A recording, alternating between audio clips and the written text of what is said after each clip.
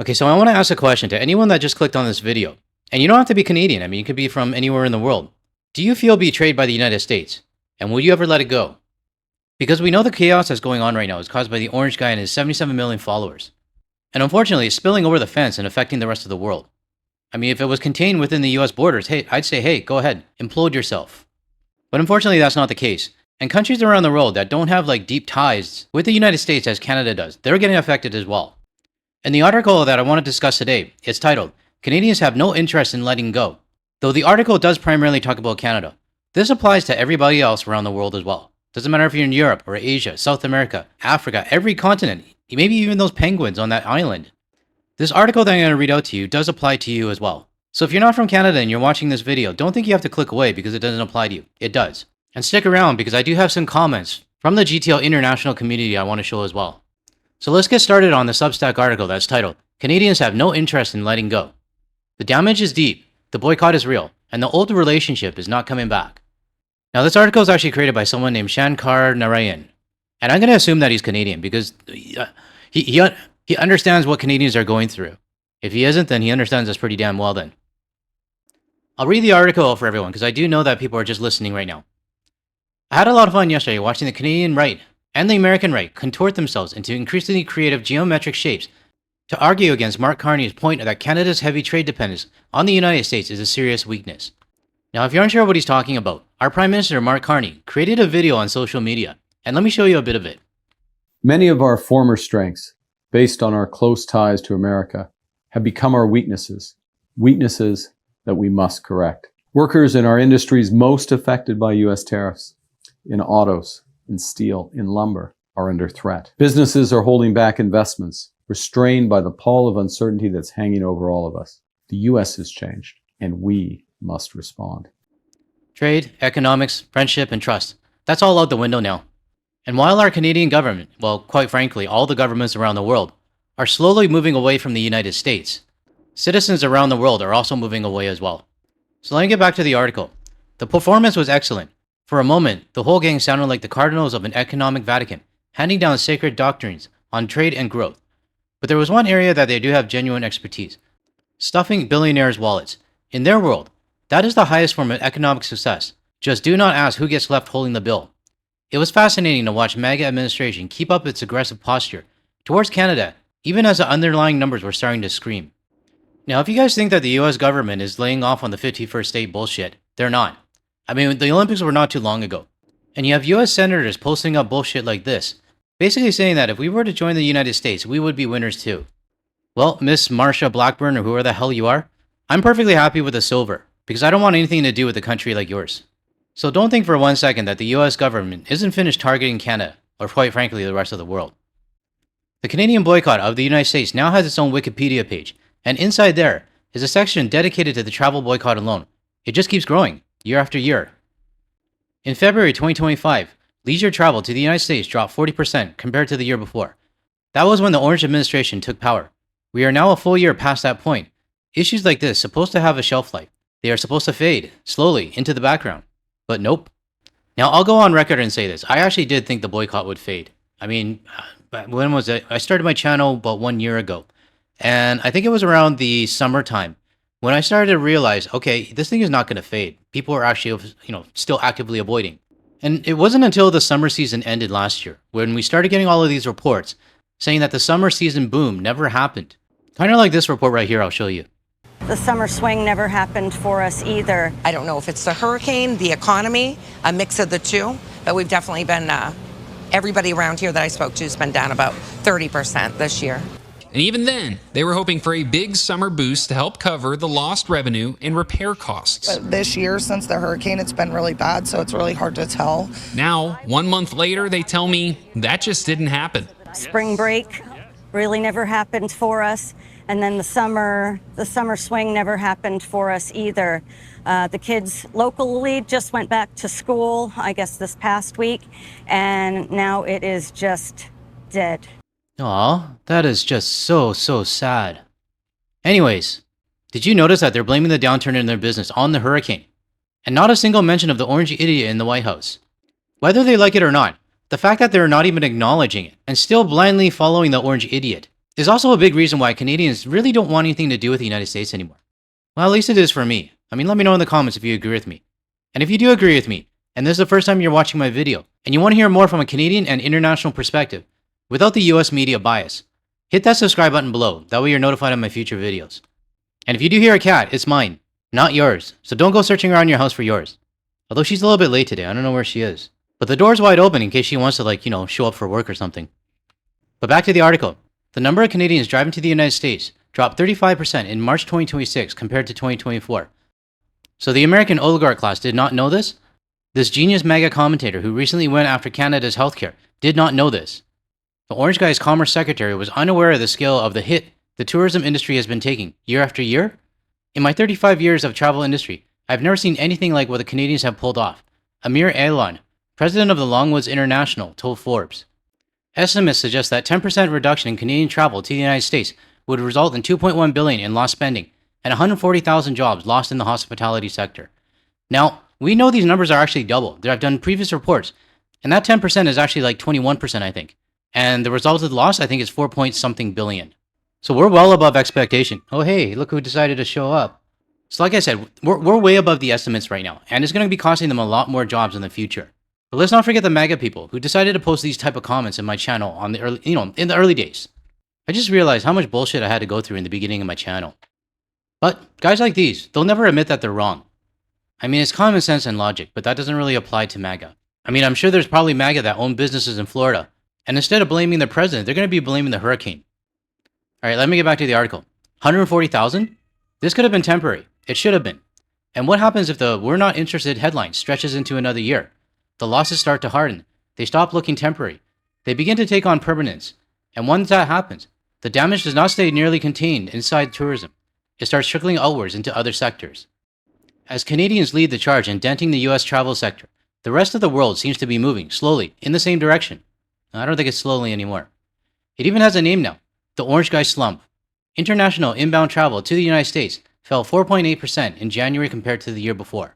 Now, I've mentioned in previous videos that when, the beginning of last year, for me at least, I felt a little bit alone because my inner circle wasn't fully on board yet, and some still aren't. But I think the turning point was really when the Orange Guy threatened Greenland, because that's when I really started to see Europe and the rest of the world kind of look at the United States and say, whoa, we don't want anything to do with you anymore. I know there were global supporters of the boycott before the Greenland incident, because I had thousands of comments from people all over the world in my videos.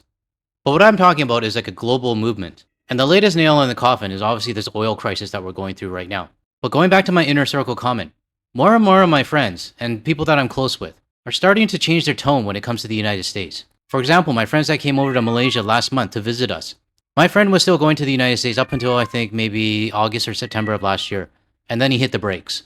My other friend, who took his kids to the Tokyo Disneyland instead of the California, he hit the brakes at the beginning of this year. My point in telling this is that a lot of us, if you're watching my video, we probably started our boycott on day one, the second that he threatened our country.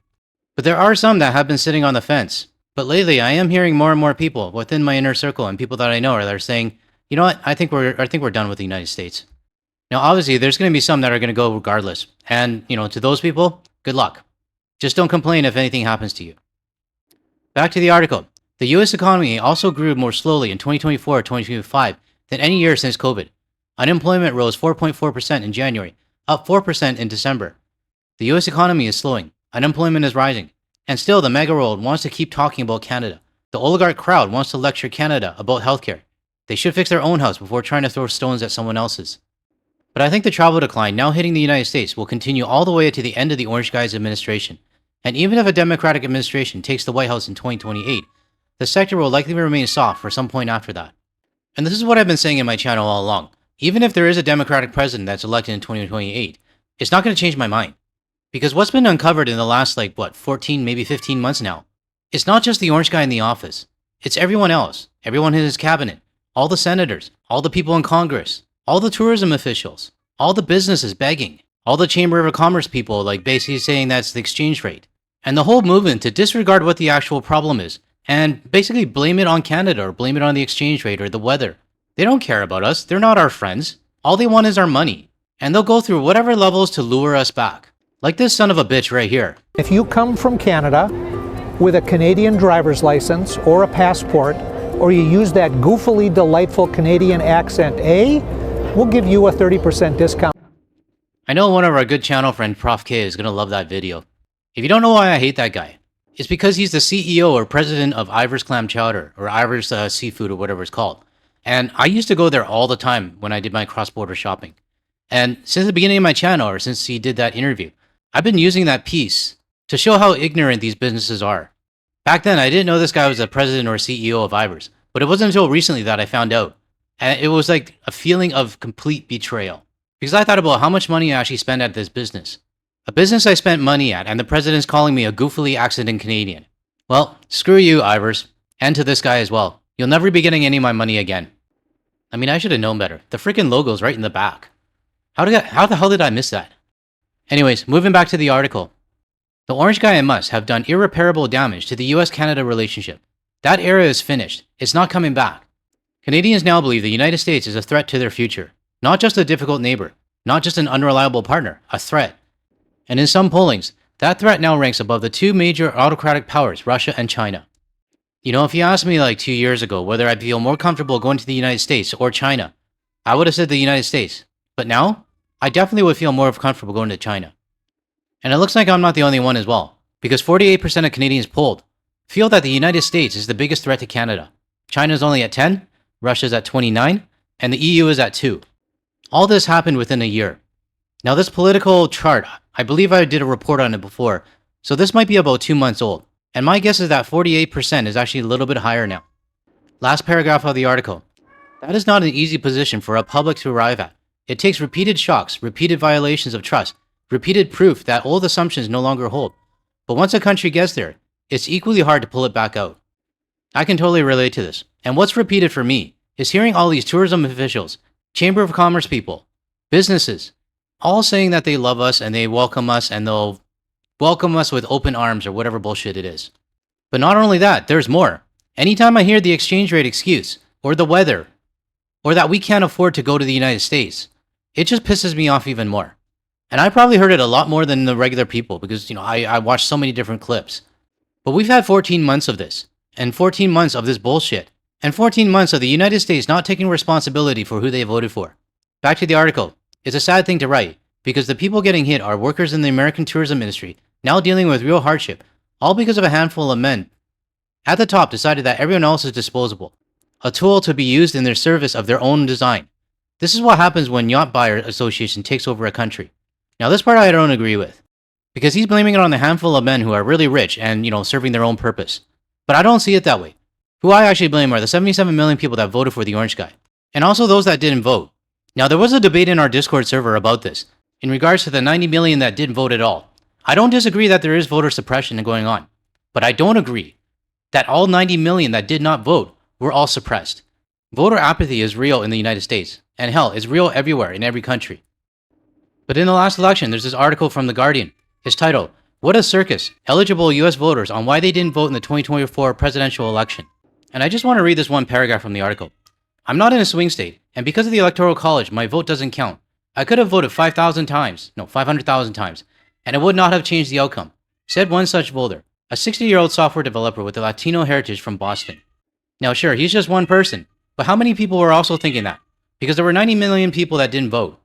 Sure, out of that 90 million, there were probably people that were suppressed and were not able to vote legitly. They may have issues with their identification, or their address, or whatever else. But I do not believe that there's going to be 90 million people that are in that situation, especially after reading this. So when the article goes and blames a handful of men for this issue that the issue that the world's going through right now, I don't agree with that. There's definitely a lot more people to blame for this. Now I want to end this video by showing some of the comments from the community, and I think a lot of you will resonate with this. The first one is from Adam Spangen. "It's not just the travel, we are boycotting everything, i.e. products and services, which we have replaced with our own products or non-US products, switches that are most likely forever. This damage is harder to track." This next one is Saxon9915. I apologize if I mispronounced your name. "I kinda know how angry you are, even if indirectly. I am not going to trust and forgive the United States for the rest of my life, and many of my countrymen feel the same. The US threatened my neighbor and extended family, Greenland. We will never forget that threat, and we'll never forgive betrayal. So yeah, I sort of understand you guys. I personally consider Canadians my northern brothers and sisters. Love from Sweden." I love seeing comments from overseas. Thank you to all my viewers from Sweden. This next one is from Seven Dory. I have always loved the USA until 2026 and the most painful betrayal I've ever experienced. I realized then that Canada was a friend to the USA, but the USA was never Canada's friend. Heartbroken definitely describes my feelings, but I will never travel to the US again. Canadians will forgive, but we will never forget, nor will we trust the USA the same way in the future. And last one for today is from YUL Spotter, who is a very good friend of the channel.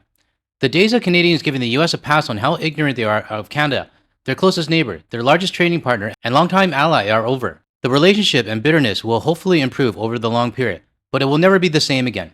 Canadians will never forget the betrayal, insults, and disrespect shown by the Trump administration and MAGA. So these are comments from the GTL videos. Some are Canadian and some are international, but the message is the same. And I do know that the US viewers that are watching my videos and subscribe to my channel, you understand the pain and anger and betrayal that we're feeling. But unfortunately, a lot of your fellow citizens don't. And we see it, and we understand that they don't. Nor do they probably care. I'm not saying this to guilt trip you, because you guys understand. But things are fundamentally different now. And the way the world looks at your country is not going to change for at least a generation. Or until we see some massive improvement. I'm not asking you guys to do it for us, or Canada, or Sweden, or the rest of the EU. You guys should be doing it for yourself.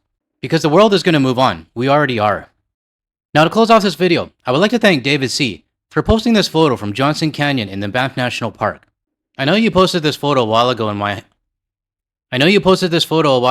my Hey Cafe page, but I'm actually starting to go back through them because if I can upscale the photos, I will definitely use them in my videos. So thanks David for posting this on the Hey Cafe page. Alright, that's all I got for this video. If you found any value in anything I said today, or you want to hear more from a Canadian and international point of view, without the US media bias, make sure you hit that like and subscribe button below. That way you'll be notified of my future videos. And if you want to see more of my videos, check out the ones that'll show up on your screen shortly. Thanks everyone. I'll catch you in the next one.